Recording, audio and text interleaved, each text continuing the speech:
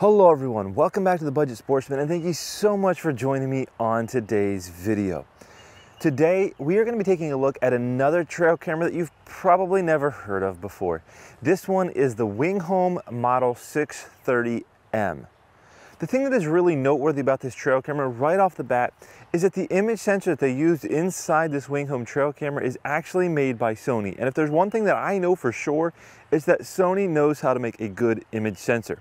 So I'm really looking forward to checking out the image and video quality of this Winghome camera to see if it holds up to the hype. Now I want to give my quick disclaimer here like I usually do. This trail camera was sent to me by Winghome for free to test and review on this channel. However, they are not paying me or in any way telling me what to say on this video. In fact, when they first reached out to me, they were wanting me to sign an agreement, basically giving them control over telling me what to say if they didn't like what I said, and I refused to sign that contract, and eventually they just decided to cave and send me the camera without the contract. So, there it is. This is as much as I can be an unbiased review of the Winghome 630M. With all of that out of the way, let's dive into this camera by looking at several different categories, starting with price. Of course, the Budget Sportsman has to start with price. This camera right now, the Winghome 630M, is currently $79.99 on Amazon. If you're interested in purchasing it, there will be a link down in the description. In my opinion, $80 is getting a little high for what I would consider to be a budget-friendly trail camera. However, I think that the Sony sensor has the potential to bring a very good quality image to this camera and therefore bring really good value for the price. We will touch more on the price and the value that you're getting out of it later in the video. Okay, let's move on to talking about the external design of this Winghome 630M. One thing you're going to notice is on the front you have a nice camo pattern and the back is a solid black color.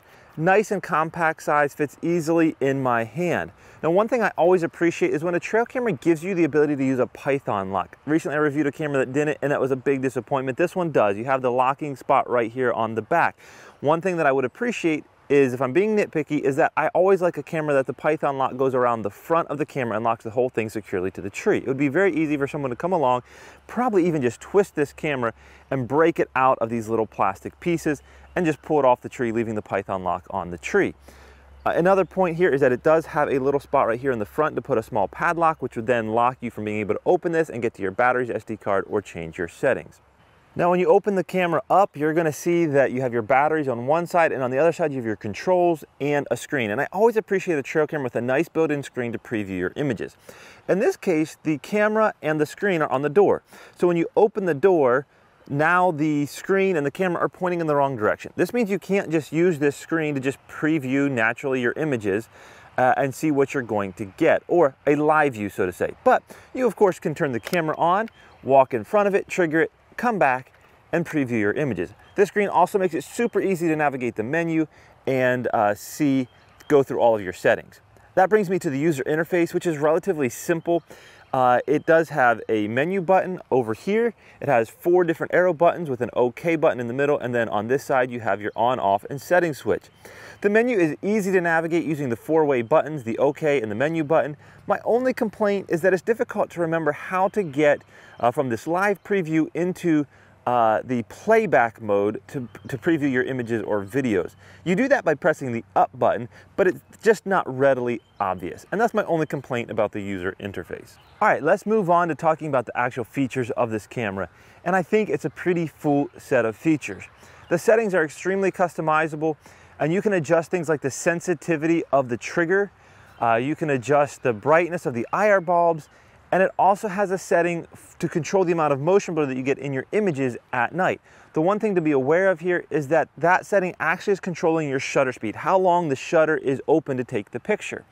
And this directly impacts the brightness of the image in addition to impacting the blur of the image. So less blur means it's going to be a little bit darker image.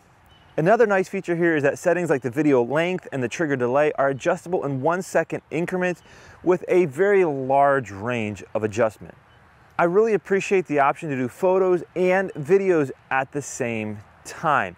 One of my favorite features of the Winghome camera. Now this camera can do up to 16 megapixel photos and up to 1080p videos.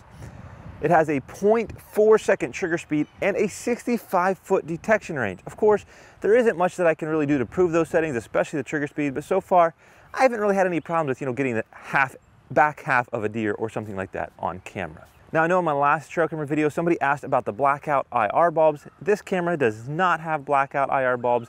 They do, in fact, glow red. All right, let's get to what you've all been waiting for, the picture and video quality, and I'm gonna put them up on screen so you can judge for yourself. But overall, I was very pleased with the quality of the Wing Home camera.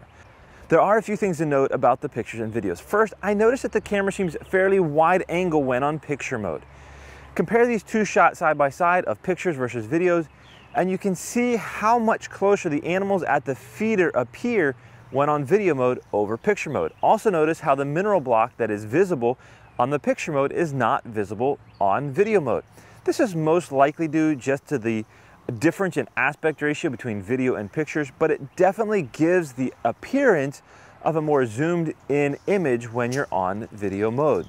Another thing to be aware of is that photo mode gives you a nice detailed information bar at the bottom of the picture, including your customized camera name, the battery life, temperature, moon phase, in addition to the date and time that you would expect, while video mode only gives you the date and time. Okay, I wanted to give you the opportunity to hear what the audio sounds like coming out of the Wing Home camera here. I'm standing about an arm's length away. I can just about touch the camera, and I'm speaking at a pretty normal conversational voice, about the same level as I've been speaking throughout the rest of the video, but I'm not going to adjust the level at all when I edit my video. I'm going to do this exactly like you would pull it out of the camera and check the SD card of your trail camera. Again, I'm standing maybe about 2 to 3 feet away. I'm going to back up a little bit. Now I'm at about probably 5 feet away right now, and this is what it sounds like speaking at still a pretty normal voice. And take one more step back into the thorn bush, and now I'm probably a good 6 to 7 feet away, and this is what the trail camera sounds like speaking at a normal conversational voice. And now I'm going to put it down, and I'm speaking at a whisper, and I want to know, can you hear me speaking at a whisper? Okay, so what's my conclusion on the Wing Home 630M camera? Well, it's a great camera, and I've really been enjoying using it. It's got a full set of features, an easy to use and easy to navigate user interface. It's got that nice big display in there to navigate the menu and preview your images, and it's got pretty good video and image quality. On the other hand, $80 is kind of getting up toward the top end of what I'm ever personally going to be willing to spend on a trail camera. I've mentioned it before, and I'll try to mention it here again briefly, but I'd rather have more cameras that are less expensive rather than fewer cameras that are more expensive, even if that means sometimes sacrificing a little bit in the way of features or image quality. It's just less risk if one gets stolen, and I can cover the woods more efficiently with more cameras. So $80 is getting up there, but again, you have to judge that based on your budget.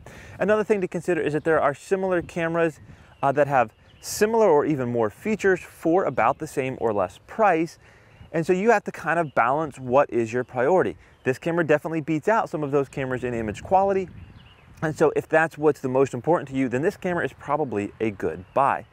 Overall, I can't tell you what's right for you. You take a look at your budget, take a look at the features and settings of this camera, and decide what's right for you. I would love to hear from you what you think about the camera, what you think about this video, and let me know down in the comments. As always, remember to get off YouTube and get outdoors into God's great creation.